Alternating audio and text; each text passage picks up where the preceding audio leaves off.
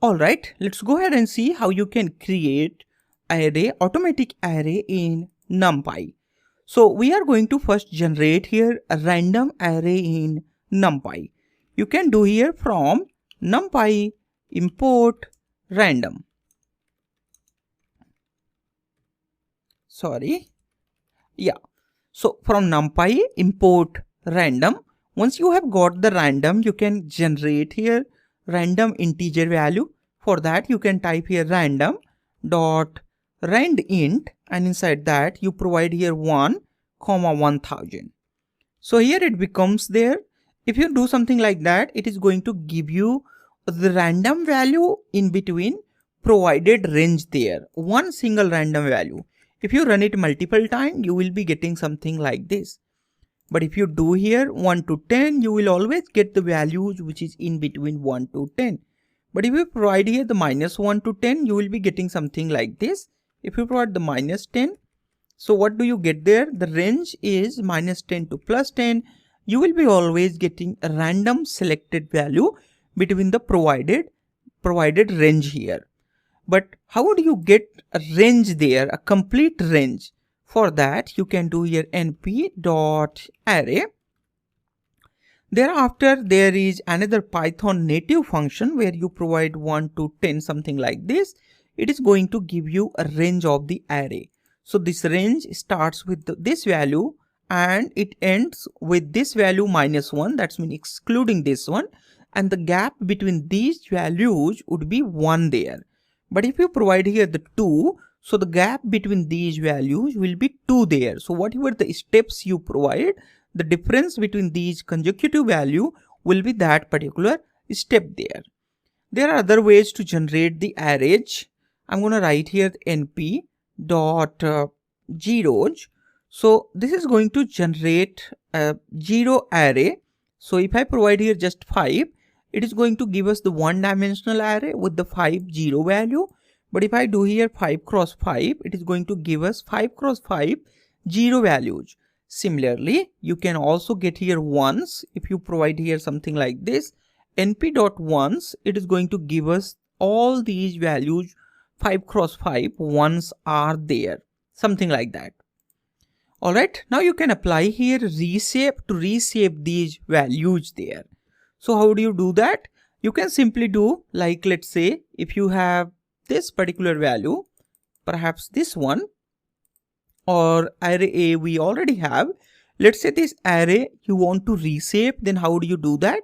A dot reshape 1 cross -1, that means it is going to put here 1 row and as many as column it can put there.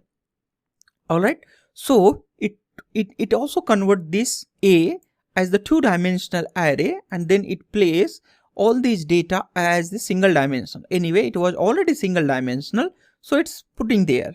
But let's say if I provide there ones and I want to do this reshape on ones array, then how this is gonna work? Let's see. If you do like this, so what happens there? All those 25 values, 5 cross 5, that is the 25. So all those 25 values are placed here as a single or one-dimensional array, stretching from the 0 to here 25th location, which is actually on index range, it is 24. So 0 to 24. Similarly, you can use there the ravel. So a dot ravel, if you do something like that, so one-dimensional array will always get converted as one-dimensional, but we want to do here the ravel on two-dimensional array. So now you are able to see there the reshape is actually changing this as the two-dimensional array, but the ravel is changing this as the one-dimensional array. Similarly, you can also convert your array in any other shape. For example, if you want to put it as a 3 rows, it's gonna give you the error, because if you divide, let's say, let me just show you here, there are total 25 values. If you divide it by 3, the value is there 8.3. So the division shouldn't come as a float. That is why these problems are coming there. So we can divide this either as a 5. I see there just a 5 is there. Alright, there is no other way you can do that. But if we have, let's say, updated ones, perhaps we can do something like, let's say 6 cross 2, perhaps 6 cross 2, there are 12 values, and if we do something like that, now 12 divided by 3 is 4, which is absolute 4 value. There is no decimal values there. So we are able to do it with the 3 there. So there are 3 rows, 1, 2 and 3, and there are total 1, 2, 3 and 4 columns. So -1 says that put it into 3 rows and then put as many as column you can adjust this array. So it adjusts this array in 4 columns and 3 rows. There is another method to flat your array, which is flatten. So I write here once dot flatten. So if you write this flatten, so you get it something like this. So any of these way you can use to flat your array.